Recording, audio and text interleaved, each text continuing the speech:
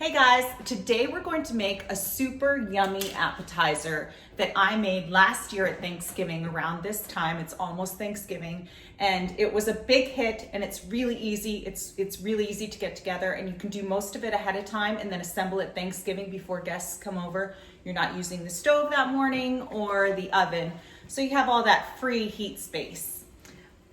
But it needs to start with homemade ricotta. We're making little crostini with homemade ricotta, really creamy, yummy homemade ricotta on top of some crostini that we put in the oven using an Italian baguette. And then we're going to top it with some burst, kind of marinated, balsamic-y, basil-y, garlic-y tomatoes, little grape multicolored tomatoes that we roast in the oven and get them to burst and get juicy and kind of intensify their flavor in the oven. And then we'll top it on top of the homemade ricotta, a little drizzle of olive oil, little finishing salt, fleur de sel, Malden sea salt, whatever you like or whatever you can find, some pepper and maybe some basil on top. They're so delicious. I could eat them all the time. They're so yummy. And then once you've made the ricotta, you'll have some left over for something else. Last year, I made a homemade ricotta cheesecake, which you can find that recipe here on YouTube. And it's out of this world delicious too. But let's get started on our ricotta. And I wanted to give you a backstory as to how I started making this ricotta. I saw Ina Garten make it and I own a lot of her cookbooks. I love her. Who doesn't love her? She's impossible not to love. But the first time I read her recipe, I read it wrong. And I didn't put in as much white wine vinegar into the milk and cream mixture that I should have. So it took longer. I was wondering why it took longer. And it's because I didn't follow the recipe correctly. If you follow her recipe correctly, your ricotta turns out perfectly every single time, but it's ricotta that's not as loose. For this recipe, I like it a little looser. It turns out a little bit like burrata. I like it a little looser and a little creamier for this recipe. And to get it to that consistency, you use 1 tablespoon less of white wine vinegar. In hers, you use 3 tablespoons. In mine, we're gonna use 2 tablespoons. So let's get started. Let me get you angled over to the stove and bring you nice and close. Let's get this little bar out of your way. Okay, I think you can see everything. So let's get our pot going. You need a nice big one because it will bubble up a little bit. Let me just make sure you can even see closer. Okay, so we are going to get you going over here. We'll get our heat source going first. And we're gonna cook it over medium heat. Okay, so the first thing we need is 4 cups of whole milk. I have tried doing this with low-fat milk, and it is not good. Don't even attempt. It does not taste right. Just don't even attempt it. Only use whole milk and cream. If you really want to do it right and if you want it to taste yummy. And let me grab our cream.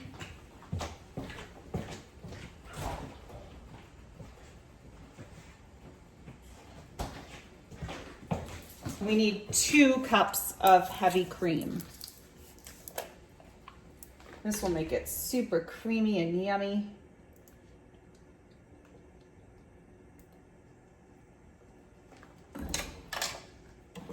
We'll put in the cream and we're gonna bring this mixture to a full rolling boil. Look at how thick that is. Oh my gosh, it looks so yummy. I love, love, love creamy stuff. Okay, and then we need a teaspoon of kosher salt.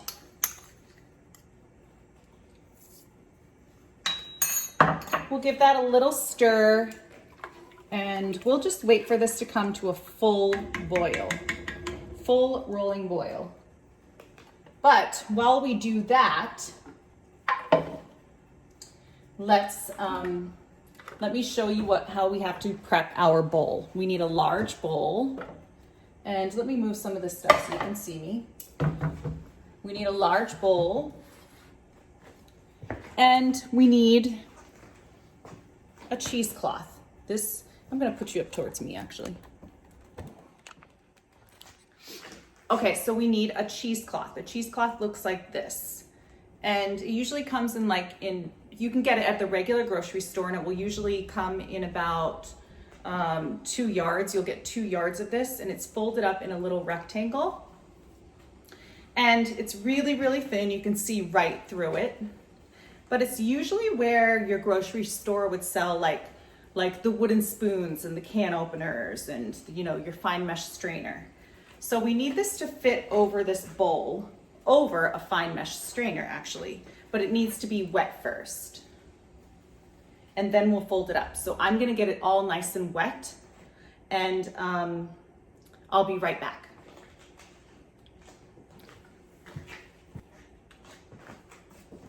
Okay, so we've got this nice and wet.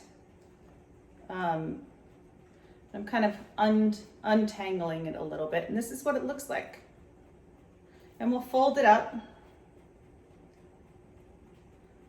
We'll fold it up because we really want the double layer to really be the layer that goes over the fine mesh strainer.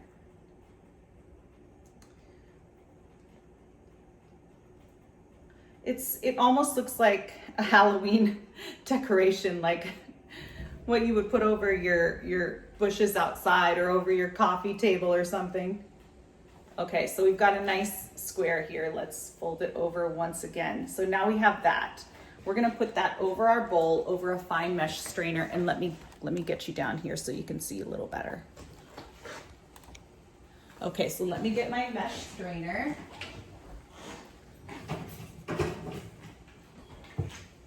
We'll put that over the top. You know what? I'm gonna pop the lid on this just to get it going a little faster. When you put the lid on, your liquids will boil faster. But once it starts boiling, I have to take it off so it doesn't overflow. Okay, so that's ready to go for us. I'll be back when this starts boiling. Okay guys, we have a nice rolling boil here. If you can see that, see how it's bubbling up, and we're on medium. We're going to turn off the heat now. We'll give it a nice little stir just to make sure nothing's sticking at the bottom or anything, and nothing is. While it was boiling, I stirred it every so often. Okay, so now we're going to add our vinegar. And we need 2 tablespoons of vinegar.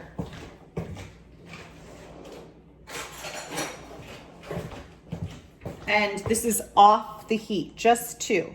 If you wanted a firmer ricotta cheese, you would add 3.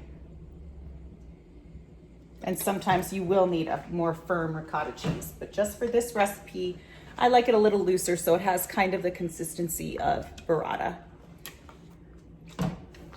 Okay, we'll give that a stir. It's going to curdle. You'll see how it kind of becomes like, we're separating the whites, the whey, from the solids. And you could also use lemon juice if you didn't have any white wine vinegar.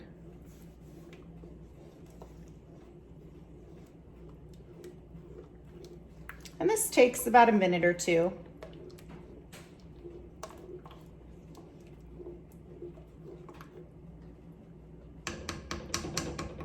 If we had added 3, it would curdle faster. So I'll show you what it looks like when it's done, when it's at the consistency that we want. Okay guys, you can kind of see it's, let's see, can you see? It's like curdly and thick, curdly and thick. See what that looks like on the spoon? Okay, so now I want to show you how we get it into our, let me see, I need to make sure you can see. All right, I'm gonna pour the mixture into our cheesecloth using my oven mitts.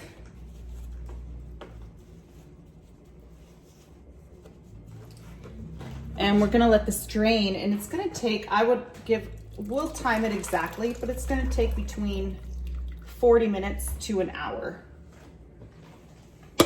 Actually, it could take half an hour. We'll see. I'll let you know exactly. I'll time it and let you know exactly. And as you can see, see underneath there, that's the whey. The liquid is the whey. And we're just going to keep tossing that. If it rises to where it's touching your ricotta up here, we'll just pour some out in the sink. But see, this is where your ricotta will be at the end. And I'll come back and I'll show you what it looks like. Okay guys, so I have my ricotta here and it looks gorgeous. I want to show you what it looks like. There's a ton of whey in the bottom, but this is what it looks like. It's all creamy and soft and smushy. And we're just gonna let it drain and drain and drain until we get it to the consistency we want.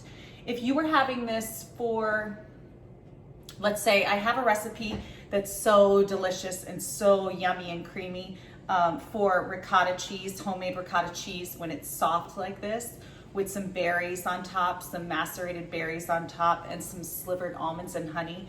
It's so, so, so yummy and indulgent. But we need this for this recipe with our toast, with our crostini, with the burst cherry tomatoes, the burst grape tomatoes, excuse me. We need it a little firmer. So the more loose you want it, the less time you want it to drain. And then the more firm you want it, the more time it needs to drain.